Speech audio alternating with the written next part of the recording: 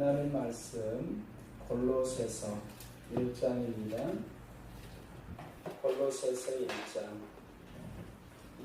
신약성경 324페이지 324페이지 골로새서 1장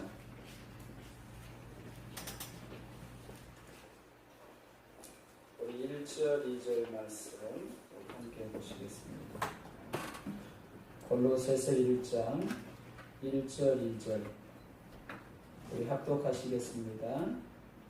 하나님의 뜻으로 말미암아 그리스도 예수의 사도된 바울과 형제 디모데는 골로새에 있는 성도들 곧 그리스도 안에서 신실한 형제들에게 편지하노니 우리 아버지 하나님으로부터 은혜와 평강이 너희에게 있을지어다. 아멘.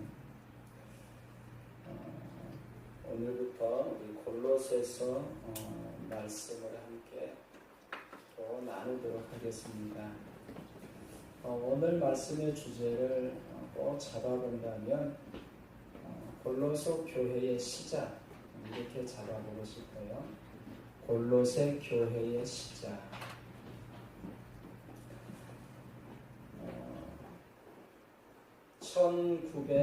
1885년 부활주일 아침 제물포항에 인천 제물포항에 미국인 선교사 두 사람이 들어오게 됩니다. 한 사람은 장로교 선교사였던 언더우드 선교사이고 또 한 사람은 감리교 선교사였던 아펜 젤러 선교사입니다. 이 두 선교사님이 조선이란 땅에 처음으로 발을 디딘 최초의 선교사들이지요. 언더우드 선교사는요, 조선에 들어오기 위해서 1884년, 조선에 들어오기 1년 전이지요. 1885년에 조선에 들어갔으니까 1884년에 일본에 먼저 도착해서 1년 동안 한글을 배웠다 그래요.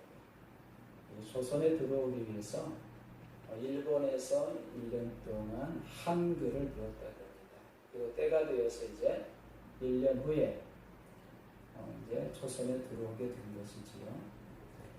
자, 조선에 들어왔던 언더우드 선교사님이 조선을 바라보며 이렇게 기도했다고 합니다.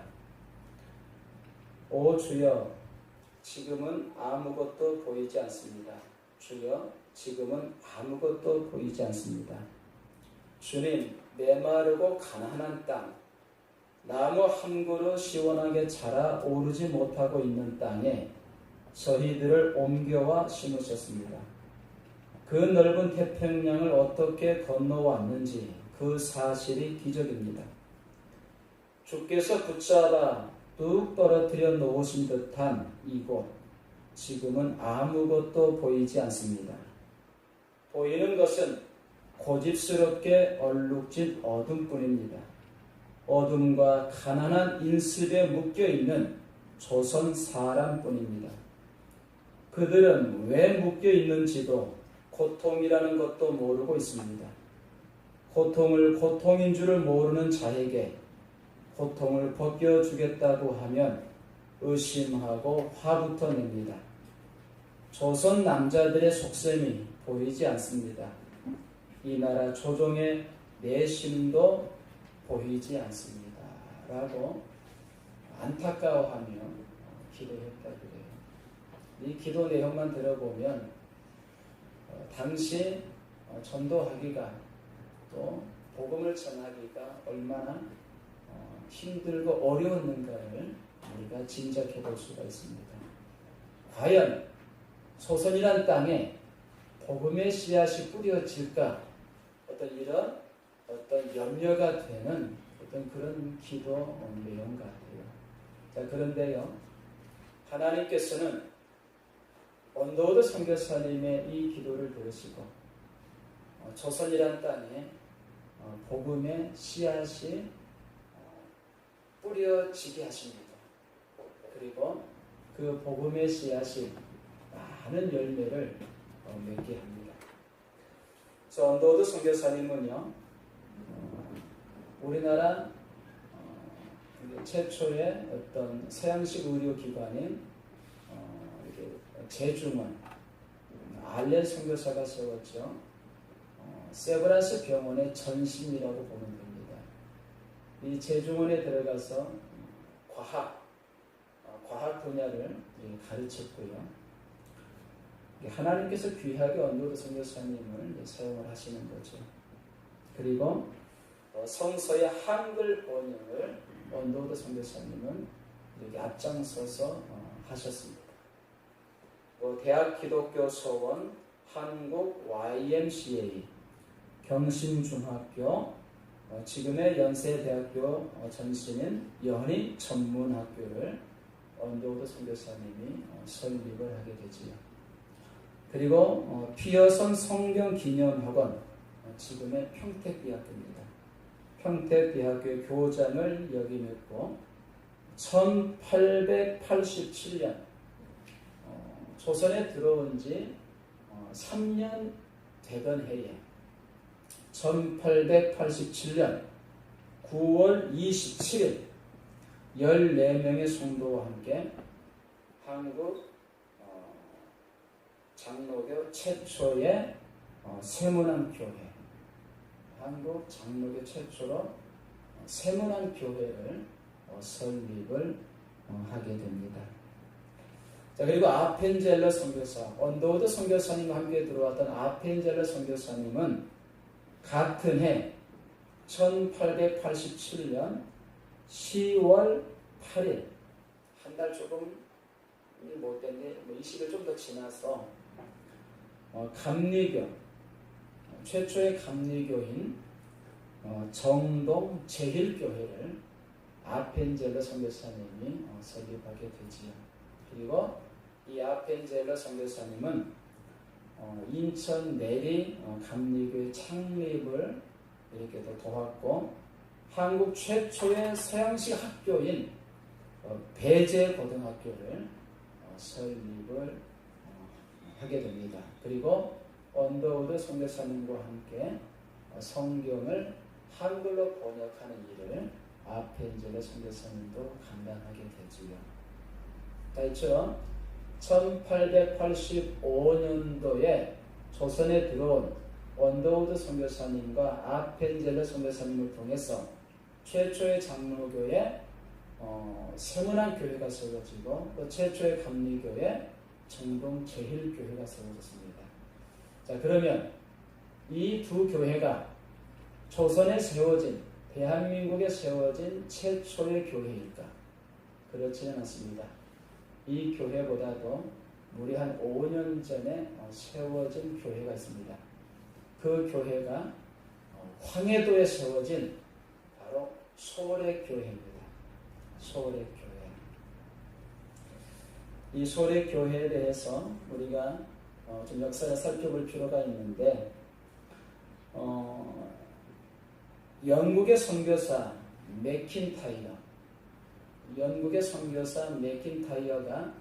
1871년이죠. 1871년도에 중국 선교사로 파송을 받게 됩니다. 중국 선교사로. 그리고 그 다음의 해인 1872년도에 존 로스 선교사가 또 중국에 파송을 받게 됩니다. 그래서 중국 선교를 맥킨타이어 선교사님과 존 로스 선교사님이 이제 그 만주 지역, 그 지역을 배경으로 해서 선교 사역을 감당하게 되는데, 자, 그때에 조선인을 만나게 됩니다. 4명의 조선인을 만나게 되는데, 그 4명의 조선인이 누구냐면 이응창, 그리고 백홍준, 이성아, 김진기, 이 4사람의 무역상들이었습니다. 이들은 조선에서 온 무역상들, 그리고 황해도 의주 지역에서 온 무역상들이었습니다. 이 무역상들을 만나게 되고, 자, 이들에게 복음을 전하게 되고, 1876년에 바로 맥킨타이어 선교사님에 의해서 이 네 사람이 세례를 받게 됩니다. 다시 한번 이 네 사람을 말씀을 드리면, 이영찬, 백홍준, 한 번쯤은 들어보셨죠? 이영찬, 백홍준, 그리고 이성아, 김진기, 이 네 사람이 맥킨타이어 선교사님에 의해서 1876년에 세례를 받게 돼요.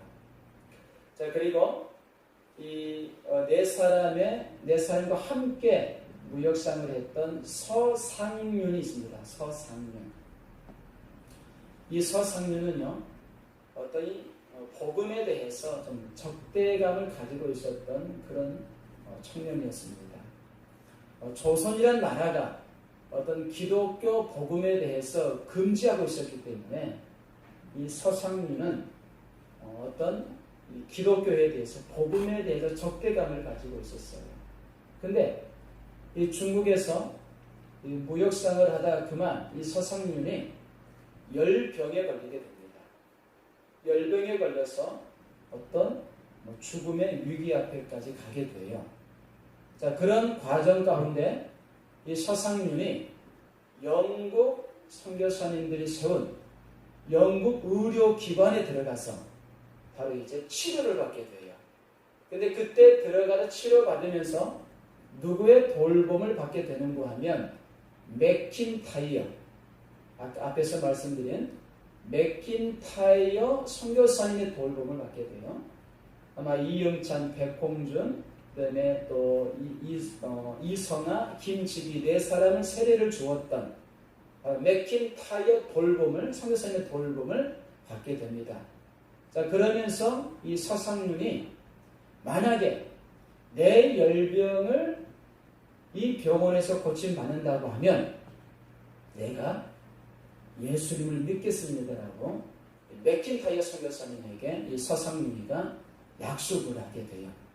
그런데 하나님께서 이 약속을 들으시고 이 서상륜을 열병으로부터 깨끗하게 치유해 주십니다. 그리고 그때 서상륜은 이제 맥킨타이어를 통해 또 존 로스 선교사님을 통해 복음을 듣게 되고, 그가 이제 존 로스의 선교사님에게 세례를 받게 되는 것입니다. 그리고 이제 그가 존 로스 선교사님의 한글 선생으로서 한글을 가르치게 돼요. 여기까지 좀 이해가 되십니까? 우리나라에 어떻게 복음이 전해지고 또 어떻게 교회가 세워졌는가를 좀 제가 말씀을 드리는 것입니다. 그리고 이 서상륜과 이영찬, 아까 네 사람이, 이영찬을 비롯해서 네 사람이 맥킨타이어 선교사님에게 세례를 받았다고 그랬잖아요. 그리고 서상륜은 존 로스 선교사님에게 세례를 받았어요. 이 서상륜과 이영찬, 그리고 맥킨타이어 선교사님과 그 다음에 존 로스 선교사님이 이제 성경을 이렇게 한글로 번역하기를 시작합니다.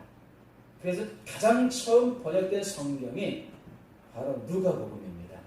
누가복음이 가장 먼저 번역이 되어지고, 그리고 그 다음으로 요한복음이 번역이 되어지는 것입니다. 그리고 이제 시간이 흐르면서 신약 성경들이 차례차례 번역이 되어지는데, 근데 번역되어지는 과정 속에서 이제 이 서상륜이 1883년에 이 매서인이라는 직분을 받게 됩니다. 매서인이라는 것은 요즘으로 말하게 되면 전도사 직분이라고 보시면 돼요. 선교사님들에게 최초로 전도사 직분을 이 서상륜이 매서인이라고 받게 됩니다. 이 매서인이라는 것은 책을 판매하는 어떤 사람, 그런 뜻을 가지고 있는데, 요즘으로 말하게 되면 전도사라는 어떤 직분이죠. 이 전도사는 직분을 받아가지고 이제 서상윤이 다시 황해도로 돌아오게 됩니다. 그래서 황해도 바로 처갓집이 있는 곳에 가서 그가 세운 교회가 바로 소래교회입니다. 그때가 언제냐면 1883년. 세문안 교회가 1887년 9월 달에 세워졌다 그랬고, 그 다음에 정동 제일감리교회가 같은 해인 1887년 10월 달에 세워졌다 그랬어요. 근데 그보다도 몇 년 더 앞서서 어떤 교회가 세워졌다? 소래교회가 세워졌다라고 지금 제가 말씀을 지금 드리고 있는 것입니다. 그러니까 이 땅에 선교사님이 들어오기 전에 이미 이 땅에 교회가 세워졌다는 것입니다. 어디 파송된 선교사님을 통해서? 중국에 파송된 맥킨타이어 선교사님과 존 로스 선교사님을 통해서 이 조선이라는 땅에 바로 최초로 소래교회가 세워졌다는 것입니다. 그리고 1887년 세문안 교회가 세워지고 정동 감리교회가 세워진 그 즈음에 이제 존 로스 신약 성경이 완전하게 번역이 되어져요. 그때까지. 이것이 서상윤, 그 다음에 존 로스, 이응찬, 또 맥킨타이어 선교사님들의 어떤 사역이라고 볼 수가 있습니다. 근데 이 존 로스가 영국 본국에 보낸 선교 보고 내용 중에 일부를 제가 읽어드리면 이렇게 보고가 됩니다. 맥킨타이어는 네 사람의 조선 유생들에게 세례를 베풀었다. 이들이야말로 장차 거두어 드릴 풍성한 수학의 첫 열매라고 확신한다. 현재로서는 조선이 서방 세계와 철저하게 단절되어 있지만 곧 쇄국의 빗장이 불릴 것이다. 천성적으로 조선인은 중국인보다 덜 악하고 종교성이 깊어서 기독교가 일단 전파되기만 하면 급속도로 확산될 것으로 기대된다. 이렇게 보고를 하거든요. 그러니까 이 조선이라는 땅에 황해도 지역에, 지금으로 북한 지역인데, 북한 지역에는 이 서상윤을 통해서 소래교회가 1883년도에 세워진 것이고, 남한 지역에서는 특별히 이 서울 지역에는, 한양 지역에는 바로 언더우드 선교사님과 그리고 아펜젤러 선교사님을 통해서 세문안 교회와 1887년도에 세문안 교회와 정동 제일감리교회가 세워졌다는 것을 말씀을 드리는 것입니다. 근데 이 땅에 선교사님들이 발을 딛기 전에 이 땅에 뭐가 세워졌다? 교회가 세워졌다는 것입니다. 누구에 의해서? 서상윤에 의해서.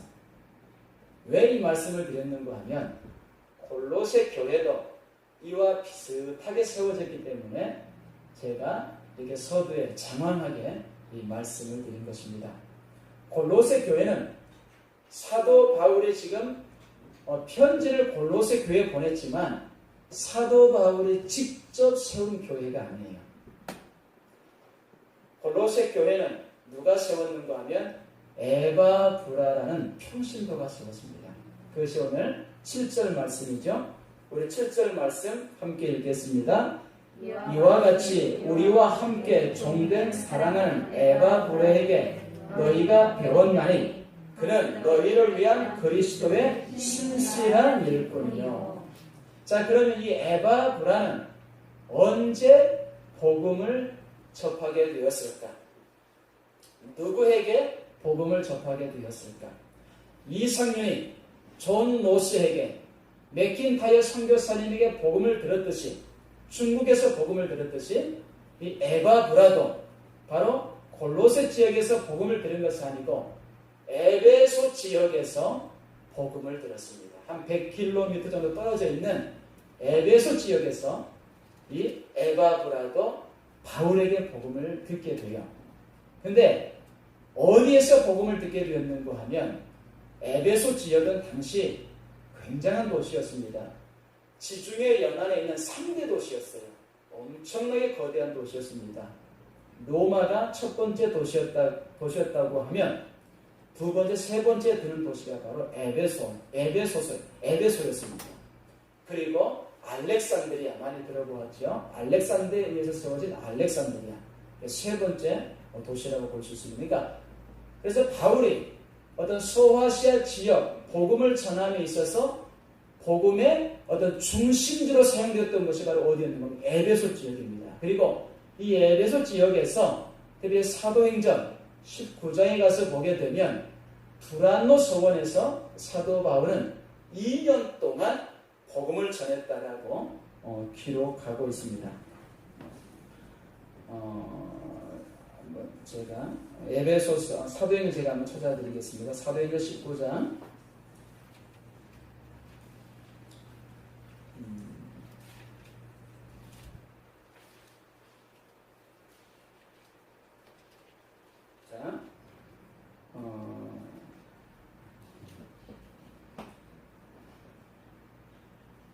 몇 절이죠? 네? 9절인가요? 네. 자, 8절에 보면 에베소에 석 달 동안 복음을 전했다 그랬고, 자, 그리고 자, 2년 동안 두란노 서원에서 2년 동안 복음을 전했다라는 자, 그런 내용이 기록되는 제 성경을 제가 보던 성경이 아니라 지금 몇 절이죠? 바로 들어오지가 않는데.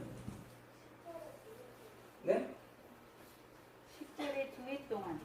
10절. 예, 그러네요. 10절에 있네요. 자, 먼저 9절부터 보게 되면, 9절 하반절에 보게 되면, 두란노 서원에서 날마다 강론하니라 2해 동안 이같이 하니 아시아에 사는 자는 유대인이나 헬라인이나 다 주의 말씀을 듣더라. 이렇게 기록되어 있죠. 이 두란노 서원에서 바울이 2년 동안 복음을 전했을 때에 그때 복음을 받았던 사람이 누구였는고 하면 바로 에바브라였다는 것입니다. 여기에서 바울을 통해서 복음을 듣고 에바브라는 골로새 지역에 가서 바로 교회를 세우게 되는데 어디에 교회를 세우게 되는고 하면 빌레몬이라는 집에 가서 교회가 세워져요. 빌레몬이라는 집에.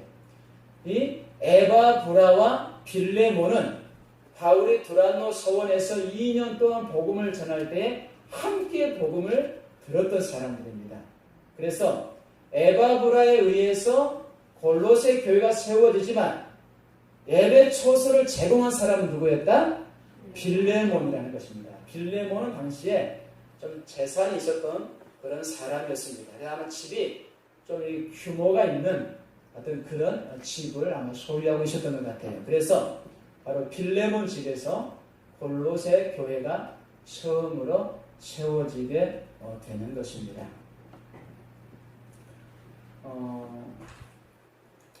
자, 그리고요, 이 골로새서는 자, 바울이 어디에서 편지를 쓰게 되는가 하면 로마의 감옥에서 편지를 쓰게 돼요. 편지를 쓸 때에 이 골로새서를 쓰면서 함께 썼던 편지가 바로 빌레몬서입니다. 그래서 골로새서와 빌레몬서는 같은 시기에 쓰여졌고 두 사람에 의해서 서신이 전달되어지게 되는데 골로새서는 두기고라는 사람을 통해서 골로새 교회 편지가 전달되어져요. 자, 그지 4장 7절 골로새서 4장 7절 한번 읽어볼까요? 골로새 4장 7절 시작. 두기고가 내 사정을 다 너희에게 알려주리니 그는 사랑받는 형제요 신실한 일꾼이요 주 안에서 함께 종이 된 자니라. 그리고 당시 에바브라는 지금 바울과 함께 로마 감옥에 갇혀 있었습니다. 자, 그런 상황이었기 때문에 두기고에게 바로 편지를 보내게 된 것이고, 그리고 바울이 골로새 교회 상황을 누구를 통해 들었을까요? 바로 감옥에 함께 갇혀 있었던 에바브라에게 그 상황을 다 듣게 되는 거예요. 그리고 필요성에 의해서 골로새서를 기록하여 두기고에게 바로 골로새 교회에 편지를 보냈던 것입니다. 그리고 같은 시기에 또 누구에게 빌레몬서를 보내게 되는가 하면 오네시모에게 빌레몬서를 보내게 돼요. 자, 그 부분 한번 찾아볼까요? 우리 빌레몬서, 자, 1장, 빌레몬서는 1장밖에 없습니다. 빌레몬서 1장 10절에서 12절 볼까요? 자, 351페이지. 351페이지. 3대 신약성의 351페이지 빌레몬서 1장 10절에서 12절. 자, 우리 함께 읽겠습니다. 갇힌 중에서 낳은 아들 오네시모를 위하여 내게 간구하노라. 그가 전에는 내게 무익하였으나 이제는 나와 내게 유익함으로 내게 그를 돌려보내노니 그는 내 신복이라. 아멘. 자, 여기 보게 되면 자, 10절에 보면 갇힌 중에서 낳은 아들 오네시모를 위하여 그러죠. 그러니까 로마 감옥에 갇혀 있으면서 바울이 누구를 전도한 거예요? 오네시모를 전도한 것입니다. 근데 이 오네시모는 그때 당시에 어떤 상황이었는가 하면 주인인 빌레몬에게 큰 손해를 끼치고 도망온 상황이었어요. 골로새서에 있는 주인 빌레몬에게 큰 손해를 끼쳤습니다. 그리고 이제 빌레몬의 어떤 시선을 피해서 에베소 지역으로, 로마 지역으로 도망온 어떤 그런 상황이었습니다. 자, 그런 상황 속에서 누굴 만나게 되는 거예요? 바울을 만나서 바울에게 복음을 듣고 바울의 신실한 동역자가 되어지는 거예요. 그래서 바울은 이 오네시모를 자신의 신실한 동역자로 삼기 위해서 누구한테 지금 보내는 거예요? 주인인 빌레몬에게 보내는 거예요. 그러면서 오네시모에 대해서 빌레몬이 이렇게 너에게 어떤 잘못을 저질렀지만 그 잘못으로 인해서 피해를 본 것이 있다고 하면 내가 그것을 다 개선하겠다. 이렇게 바울은 빌레몬서를 통해서 그 내용을 밝히게 됩니다. 그리고 이 오네시모에게 예수 안에 자유를 주어라 이렇게 부탁하면서 그를 나를 반기는 것처럼 좀 반겨달라고 오네시모에게 부탁하는 내용이 바로 이 빌레몬서입니다. 빌레몬에게 부탁하며 쓴 서신이 바로 이 빌레몬서입니다. 그래서 빌레몬의 종이었던 오네시모에게 이 빌레몬서를 써가지고 바로 골로새 교회의 어떤 장소를 제공했던 빌레몬에게 보내게 된 거예요.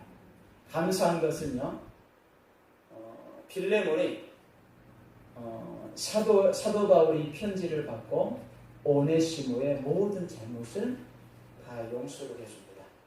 그리고 오네시모를 종으로 대하는 것이 아니고 예수님 안에서 한 형제로 대하게 돼요.